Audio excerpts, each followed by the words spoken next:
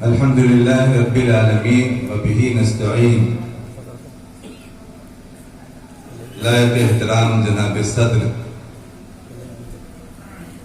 Stage پر جلوہ افروز مختلف شعبۂ حیات سے تعلق رکھنے والی نامور شخصیتیں، ہمارے سامنے بیٹھے ملک اور بہار کے گوشے گوشے سے تشریف لائے علمی نمائندگان، حاضرین و ناظرین،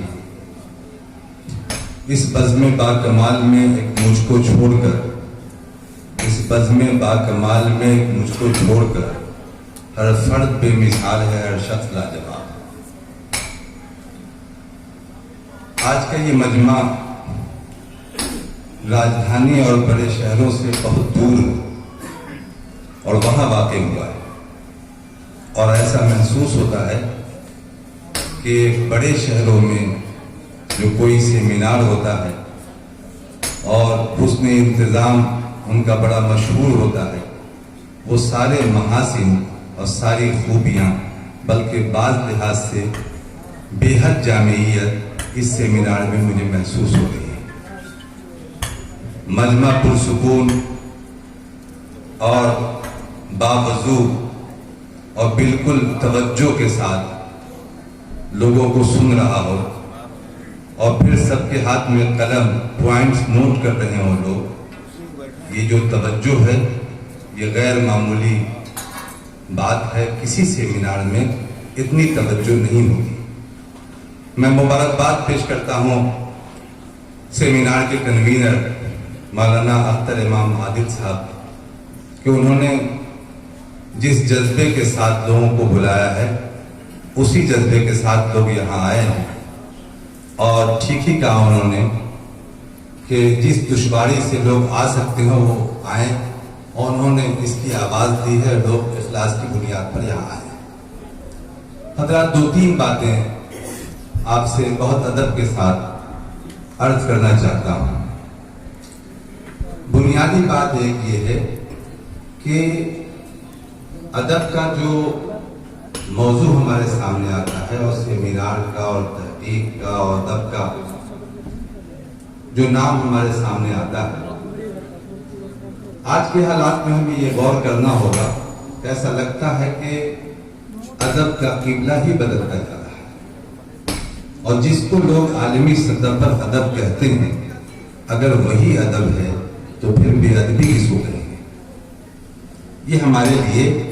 ایک لمحہ فکریہ ہے اور غور و خوض کا یہ موضوع. اس موضوع پر بات یہی ہو سکتی ہے اس لیے کہ یہ بات اس بات کے جو متحمل ہو سکتے ہیں، جو اس کو قبول کر سکتے ہیں، وہ یہی مجمع ہے، اور جو قبلے کو درست کرتا رہا ہے اس کی تاریخ یہ رہی. اکابرین پر جب غور کیجئے تو اس پہلو سے بھی اس موضوع کو دیکھنے کی ضرورت ہے کہ بہت سارے شاعر اور بہت سارے ادیب اگر بہت باکمال ہم کو نظر آتے ہیں تو یہ پہلو غور طلب ہے کہ وہ بہت باکمال اس لیے بھی نظر آتے ہیں کہ ان کا اوڑھنا بچھونا شاعری اور فوکس پوائنٹ پوری زندگی کا شاعری، اسی پر وہ مرکوز رہے اور اسی میں انہوں نے کمال حاصل کیا. ہم جن اکابرین کو ادیب کی حیثیت سے پیش کرتے ہیں اور یہ کہتے ہیں کہ ان کے کلام کو دیکھیے، ان کے ادب کو دیکھیے، ان کے انداز کو دیکھیے، ان کے بیان کو دیکھیے، ان کا مقصود اصلی وہ شاعری نہیں، وہ تو کہیں مفسر ہیں، کہیں محدث ہیں، کہیں مدرس ہیں، اور ضمنی ذیلی طور پر یہ ذوق بھی رکھتے ہیں، اور اس طرح یہ مقصود اصلی نہیں ہے. انہوں نے بڑی حفاظت بھی اس کی نہیں کی ہے، کچھ لکھا اور یہاں رکھ دیا اور وہاں رکھ دیا اور وہاں رکھ دیا. یعنی مہارت اور کمال کا اظہار تو کیا ہے انہوں نے، لیکن انہوں نے خود اس کو لایا کہ اتنا نہیں سمجھا ہے، اور دوسری چیزوں پر وہ مرکوز رہے ہیں. مقصود اصلی ان کا وہ تھا. اس اعتبار سے اگر آپ دیکھیں کہ یہ شاعری اگر شاد کے مقابلے میں کھڑی ہے، داغ کے مقابلے میں کھڑی ہے، اور کہیں کہیں غالب کے مقابلے میں کھڑی ہے، تو یہ کتنی بڑی شاعری ہو سکتی ہے جو ضمنی ذیلی طور پر کی گئی ہے، مقصود اصلی وہ نہیں۔ مولانا آزاد کا ذوق کتنا بالیدہ تھا، کتنے اونچے آدمی تھے۔ اور مالک رام نے لکھا ہے تحریر کے 1968 کے پرچے میں کہ مالک کے مولانا آزاد پہلے داغ سے پھر امیر مینائی سے اصلاح لیتے رہے، لیکن وہ لوگ معیار پر نہیں اترے تو ظہور میرٹھی سے انہوں نے تعلق قائم کیا،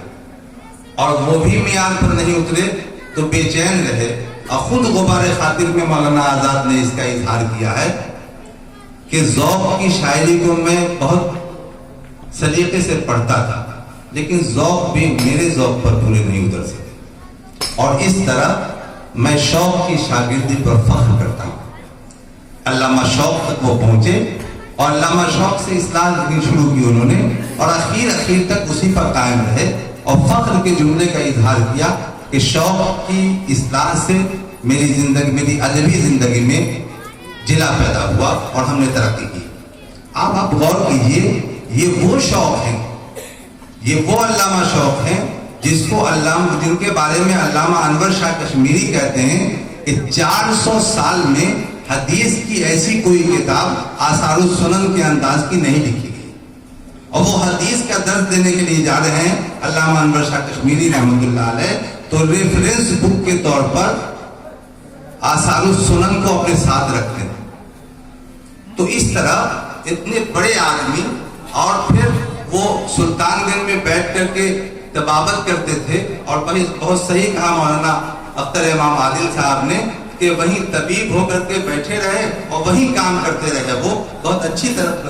اشارہ کیا انہوں نے۔ تو اس انداز میں وہ کام کرتے رہے۔ میں آپ سے صرف یہ عرض کرنا چاہتا ہوں کہ اس فرق کے ساتھ ان بزرگوں کی شاعری کو دیکھنے کی ضرورت ہے کہ ان کا مقصود اصلی وہ نہیں تھا، ان کا اوڑھنا پچھونا سب تھا، اور انہوں نے اپنے کلام کی کوئی حفاظت کو بھی ضروری نہیں سمجھا، اور اس اعتبار سے یہ ہمارے سامنے ہے۔ ایک بات اور جو ہمارے لیے اور نوجوانوں کے لیے اور لکھنے پڑھنے والے لوگوں کے لیے قابل توجہ ہے، وہ قابل توجہ یہ امر ہے کہ ان لوگوں نے انکسار کی بنیاد پر اپنی چیزوں کو سامنے نہیں آنے دی، اور جہاں لگا کہ نفس کو کچھ خوراک مل رہی ہے، کہیں اپنی شاعری کو پھاڑ کے پھینک دیا اور کہیں کاغذ کو اٹھا کے ادھر سے ادھر رکھ دیا، اور انکسار کی بنیاد پر اپنی چیزوں کو بہت نمایاں نہیں کیا۔ ان کی زندگی میں انکسار کا یہ عمل بہت مستحسن، بہت بہتر، لیکن بعد کے لوگوں کی یہ ذمہ داری ہو جاتی ہے کہ وہ اس بات کو پیش کر سکے کہ میرا لہو بھی خوب ہے لیکن تیری حنا کے بعد، اور اس کو بھی ذرا دیکھو تم، اور مقابلہ کرو ان لوگوں سے جو ہمہ جہتی طور پر شاعری میں لگے ہوئے تھے، ہمہ وقتی طور پر، کل وقتی طور پر شاعر تھے وہ، یہ جز وقتی طور پر جن لوگوں نے شاعری کی ہے ان کی شاعری میں کیسا کمال ہے، اور لوگوں کے سامنے پیش کر سکے۔ نئی نسل کی یہ ذمہ داری ہے، وہ عہد جس میں معاصرین پائے جاتے تھے، اور آپ دیکھیے کہ حضرت آپ انہوں نے 65 برس عمر پائی تھی،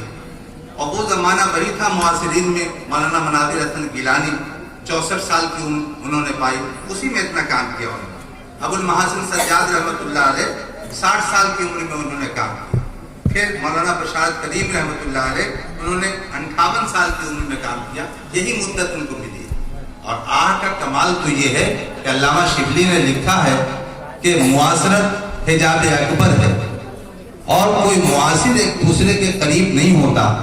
اور کوئی معاصر اپنے دوسرے معاصر کی علمی چیزوں کو اور ان کی حیثیتوں کو قبول کرنے میں بہت دشواری اس کو ہوتی ہے، لیکن کمال ہے حضرت آقا کہ صرف 4 سال بڑے تھے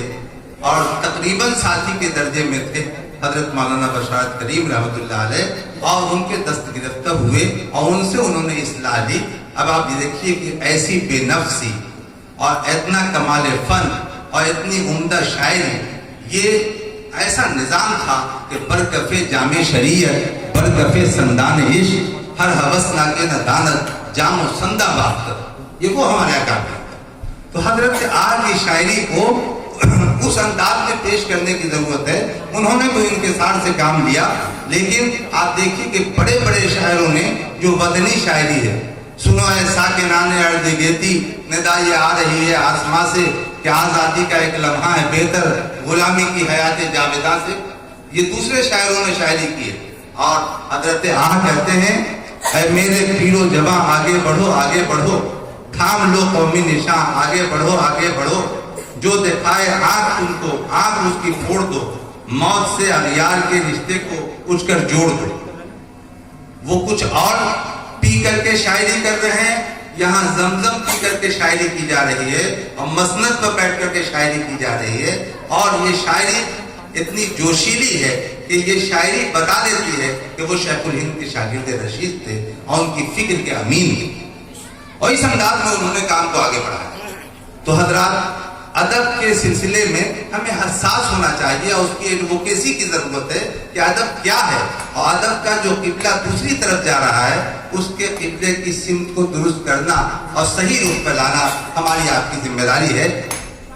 हमें इस मौके पर इस पैगाम को सामने रखना चाहिए, इस बात को सामने रखना चाहिए कि अदब बराए अदब नहीं होना चाहिए,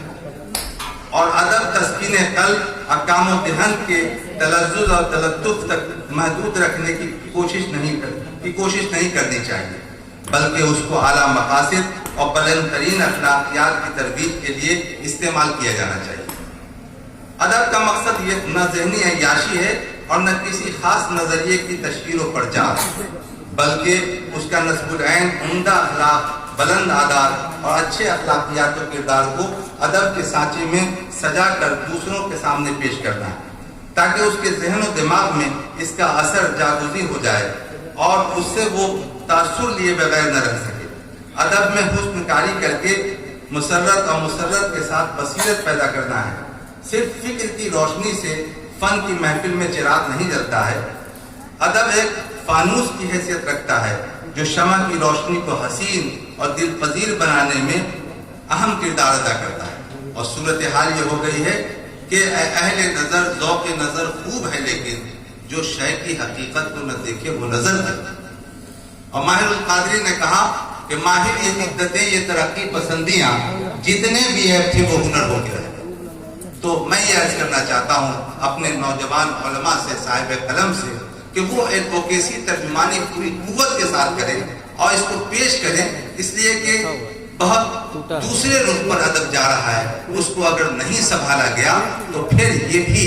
बेकार होकर के रह जाएगा। हमारे इन अकाबिरीन ने,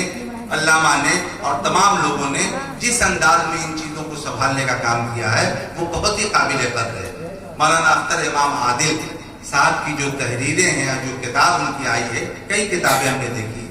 ये उन लोगों पर उन्होंने किताबें लिखी हैं जिन लोगों ने अपनी शख्सियत को बहुत छुपाने का काम किया। उन लोगों की हयात पर किताब लिख लेना आसान है जिन्होंने अपनी जिंदगी को अपने ही से मुरतब करके रख दिया है, सिर्फ तारीख वफात उस पर लिखनी बाकी है और लिख करके उसको तरतीब दे करके शाया कर सकते हैं।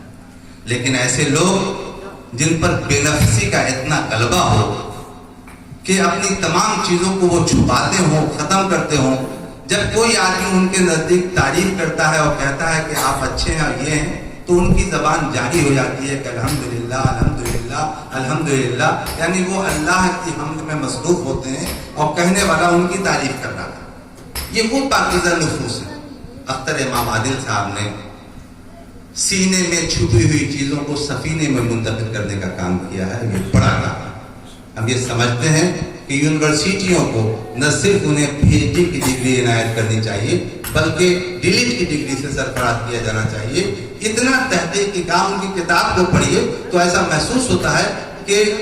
दो चार लाइन भी फाजिल नहीं, हर लाइन में तहकीक और तहकीक में वो सोर्स कि कहाँ से उन्होंने क्या चीज ली है, यानी तहकीक के मियार पर वो पूरी तहरीर मुकम्मल तौर पर पूरी उतरती है और पढ़ने वाले को इस अंदेशे से वो आजाद कर देते हैं कि रत्बो याबिस के शक से आजाद होकर के तुम इस किताब का मुताला करो, और मुताला करके वो इस्तेफादा करता रहता है। तो इस तरह आज का सेमिनार सेहतमंद رخ کی طرف جائے گا اور ہم یہ سمجھتے ہیں کہ جو ابر یہاں سے اٹھا ہے وہ سارے جہاں پہ برسے گا اور اس کا پیغام بہت دور دور تک جائے گا.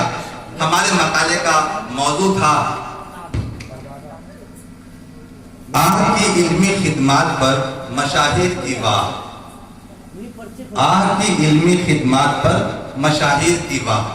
لیکن میں نے آپ کا اتنا وقت لے لیا ہے, میں اپنا مقالہ پھر یہاں پڑھنا شروع کر دوں تو شاید آپ کی قوت برداشت کا امتحان لیا جانا ہوگا. اور خیال خاطر احباب چاہیے ہر دم, انیس ٹھیس نہ لگ جائے آپ دینوں کو, تو آپ کی رعایت بھی مجھے کرنی ہے. داستانے درد کہہ دی ایک آہے سرد نے, داستانے درد کہہ دی ایک آہے سرد نے, ہم اگر کہتے تو اتنی مختصر ہوتی ہے. تو میں مقالہ نگاروں سے گزارش کروں گا کہ وہ اپنے مقالے کا وہ حصہ جو لازمی اور اہم ہے اور جس میں ایک پیغام جاتا ہے وہ ضرور لوگوں کے سامنے رکھیں گے, اور اختصار ہو تو بہتر ہے. اور یہ مجمع وعدہ کر رہا ہے کہ اخیر تک وہ دل جمی کے ساتھ بیٹھا رہے گا اور کوئی ہلے گا نہیں. اس سیمینار کی یہ کامیابی ہے کہ جو آنے والا ہے بیٹھا تو پھر جانے کا نام نہیں لے رہا ہے. میں تمام مقالہ نگاروں کا شکریہ ادا کرتا ہوں, ان کی آمد پر استقبال کرتا ہوں, اور جو شرکا ہیں ان کا بھی استقبال کرتا ہوں, اور ان کا 2 بار شکریہ ادا کرتا ہوں کہ دل جمی کے ساتھ وہ اخیر تک بیٹھے رہیں گے. میں حسن نظامت کی داد دیتا ہوں اور ان سے گزارش کرتا ہوں کہ احسن طریقے پر جیسے اس کارواں کو لے کے چل رہے ہیں آپ چلتے رہیں, اور صدر محترم کی اجازت سے اپنی بات یہی ختم کرتا ہوں. وآخر دعوانا.